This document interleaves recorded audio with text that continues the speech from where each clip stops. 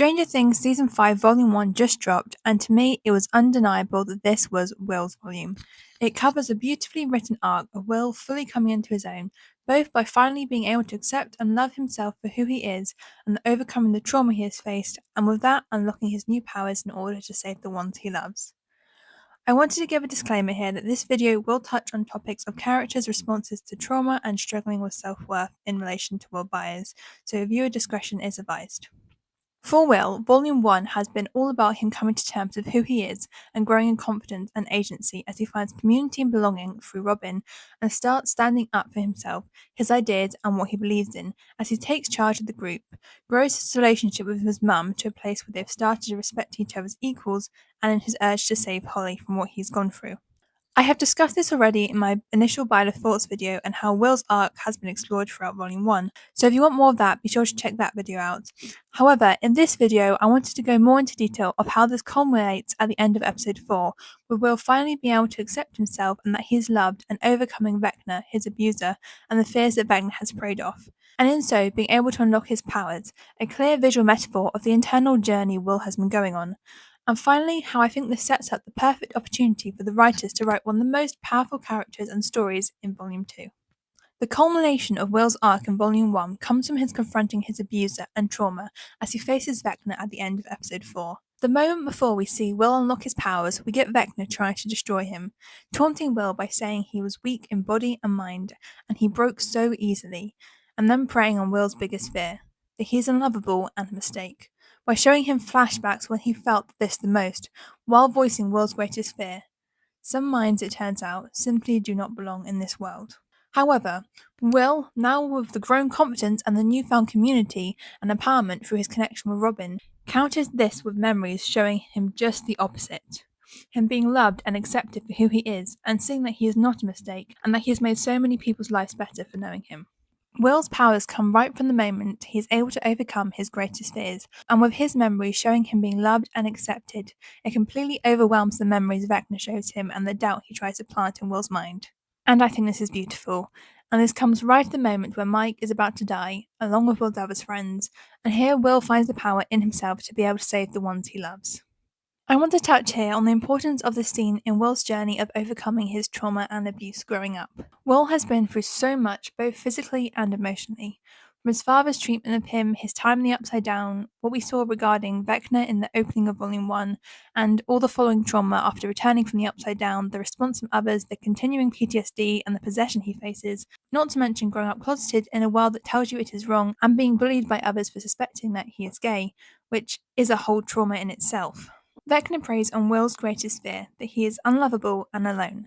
Things that are not true, but due to everything that Will has gone through, these deep-rooted beliefs within him take a lot to undo. And it is Will's memories of Mike and his family that make him realize that he has always been loved by those who matter, for who he truly is. Will has always known these things, but when you are so deep in self-hatred, you don't believe them, even when they are right in front of your eyes. Will has so much love to give to the world. It's just up until now, he doesn't really believe that he is worthy of being loved in return, or sees how much the people in his life already love him. I'm not saying that Will has completely overcome all his trauma and will never have doubts again, because that's just not how trauma works, but it is definitely a huge step on his healing journey. As I have noted, it is so important in overcoming this self-doubt to have people that love and support you. For Will, this has always been his mum and his brother, and we see them throughout the show reassuring him that it is okay to be different, and even encouraging it. As Jonathan says, who wants to be normal? That's boring. And Will also has Mike, who has always been there for him and listens to him and validates what he is feeling. And I'm not saying here that Mike just agrees with whatever Will says, because that isn't the case and that wouldn't be a healthy relationship. In Season 4, we see a big part of their relationship is being able to be honest to each other and saying what the other really needs to hear. Mike always takes the time to pause and listen to Will and to prioritize what Will is feeling, especially when he can see that Will is not okay. Like when he takes him back to his house during Halloween, and in this season, when Will is having his first episode saying the sky is spinning, the others say that they've never experienced that, but rather than reiterating Will's difference, Mike focuses on Will's vision and what that can mean and makes sure that Will feels okay and included. This is important for everyone, but especially for a character who has gone through this trauma and abuse, and to be made feel like they're worthless and their thoughts and feelings don't belong and are less important than everyone else's. In his visions, we see the three people the most important to Will: his mum, his brother, and Mike. We see his mum and his brother who have always loved him and embraced him for who he is, and then we see Mike, the one person who he has said makes him feel like he is not a mistake. I want to draw the parallels here to season 2 where Will is possessed by the mind flare and can't remember who he is, which in a metaphorical sense is also what Vecna is trying to do to him here by reinforcing these fears. And it's the memories from Joyce, Jonathan and Mike of their time together that is what draws him back enough to give them the code. In fact, it is these exact memories that we see here. We see Will with the crayons that Joyce said she bought him for his 8th birthday and that all he wants to do is draw. Then we see the rainbow ship that he drew, which I think is also a metaphor of a dream of escaping to somewhere where you can be yourself. In season 2, she tells him that she was so proud of him for this and that she stuck it up at her office and told everyone that it was her son who drew this. We then see Will and Jonathan building Castle Byers together from Will's drawing, which Jonathan said in season 2 was the day their dad left. The man who had torn Will down for years and planted this fear that he was something to be ashamed of. But here we see Will and Jonathan happy together. And finally, there's Mike, the memory that starts all of this, and it's the day that they met. And in season 2, the final memory to pull Will out of his possession. Back then, we heard Mike's recount of the day, how Mike had felt so alone and scared on that day, and how when he saw Will, he'd realised that Will was alone too. So he'd walked right up to him and just asked if he wanted to be friends, and Will said yes. And that, for Mike, was the best thing he had ever done. We see a time together where life was simpler for them, how they could just say how they felt to each other and how they both felt exactly the same, but found comfort in each other, knowing that together they were not alone. And then we see Will's rendition of the scene, the memory that started it all, indicating to me that for Will, it was also the best thing that had ever happened to him. And I have to give props to everyone involved in the scene, but especially the young actor playing Will. The smile and the little kick of his legs that he gives on the swing when he finally finds someone who makes him feel like he isn't alone. I'll just say that scene got me very emotional. To anyone else who grew up feeling like they didn't really belong in the world, seeing the pure joy in little Will's face when he finally finds his person, the person who makes him feel like he isn't alone or a mistake, I think it was just perfectly captured and touched a lot of people.